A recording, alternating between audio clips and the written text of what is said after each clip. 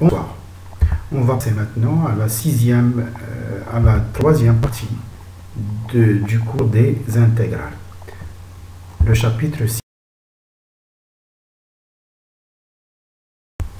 Donc, déjà, on a parlé sur la première méthode qu'on va utiliser pour calculer les intégrales, c'est l'utilisation directe de la fonction primitive. Mais cette méthode demande la connaissance de la fonction primitive, alors que on ne peut pas toujours connaître toutes les fonctions primitives. On commence par le premier intégral.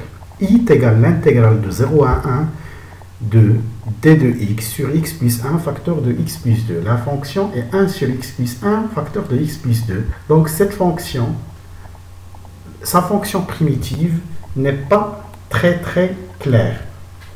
Pour cela, on va prendre la fonction 1 sur x plus 1 facteur de x plus 2 et on va montrer que cette fonction égale 1 sur x plus 1 moins 1 sur x plus 2. Et on pourra facilement trouver sa fonction primitive comme on va voir dans la fin de ce vidéo.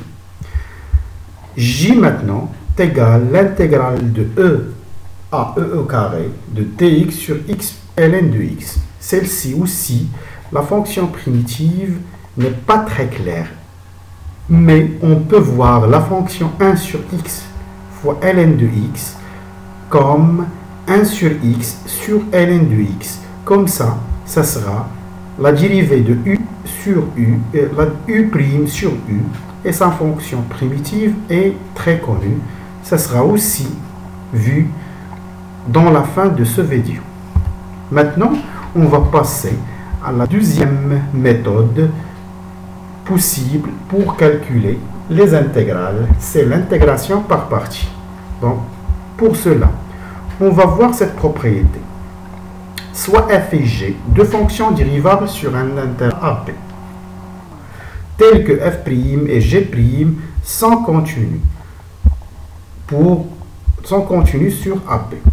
Donc, on sait que f fois g' de x est égal à f' de x fois g de x plus f de x fois g de x. Donc, c'est une propriété directe de la dérivée du produit de deux fonctions. Alors, f' fois g de x égale f fois g' de x moins f g' de x. Si on fait introduire l'intégrale, donc l'intégrale de la première fonction est égale à l'intégrale de la deuxième. Donc l'intégrale de f' de x, g de x dx est égale à l'intégrale de f fois g' de x moins l'intégrale de f fois g' de x. Et l'intégrale de f fois g' de x, sa fonction primitive, bien sûr, la fonction primitive de f fois g', c'est f fois g. Donc cela va nous donner que l'intégrale de a à b de f' de x, g de x dx est égale entre crochets f fois g de x de a à b moins cette intégrale.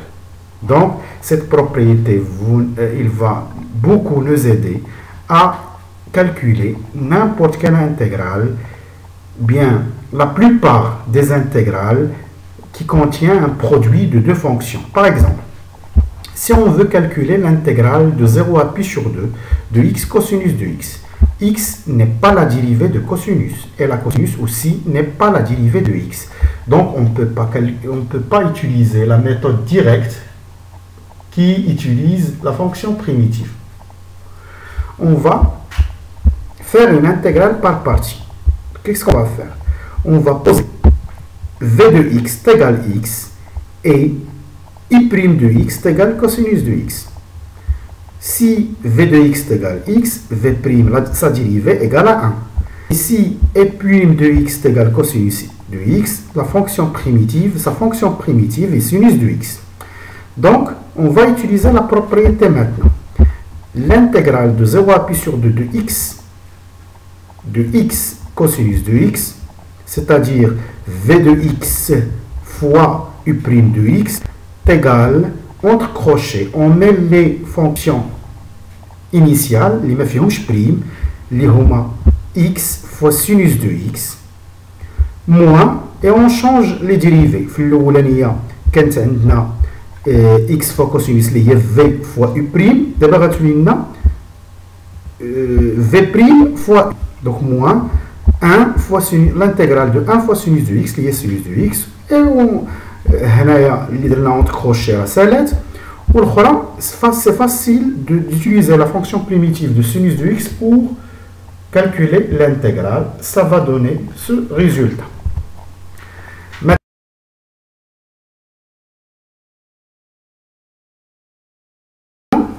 On va passer à parler à cet exercice.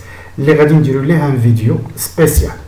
Donc, pour calculer l'intégrale de 1 à e de ln de x dx, c'est un produit de deux fonctions, ln de x est 1. Donc, on doit mettre u de x, ln de x, et v' de x, il y a 1. Et on va passer par l'intégration par partie. La deuxième, j, deux fonctions, x au carré et sinus de x. On va mettre u de x et x au carré, v' de x, il y a sinus. Donc, cette intégrale peut utiliser deux fois l'intégration par partie. La même chose pour k, comme on va voir dans un vidéo après. Sixième exercice, aussi la même chose. حتى هو غادي نصيفط لكم غادي نديرو فيديو على la solution ديالو. Donc maintenant, on va passer à l'ordre et intégral. La comparaison de deux intégrales. Si f et g, deux fonctions continues, deux fonctions continues, une fonction primitive. Si f est positif, son intégrale est positive. Et si f est inférieur à g, l'intégrale de f est inférieure à l'intégrale de g.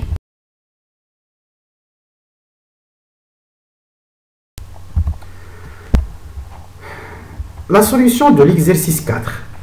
Donc, on sait bien que 1 sur x plus 1 facteur de x plus 2 est égal à 1 sur x plus 1 moins 1 sur x plus 2. Il suffit de calculer cette différence, 1 sur x plus 1 moins 1 sur x plus 2, pour trouver 1 sur x plus 1 facteur de x plus 2. Et 1 sur x plus 1 s'écrit comme x plus 1 prime sur x plus 1. Ça veut dire u prime sur u. La même chose pour l'autre, u prime sur u. Donc, l'intégrale, premièrement, on change la fonction par x plus 1 prime sur x 1 moins x plus 2 prime sur x plus 2.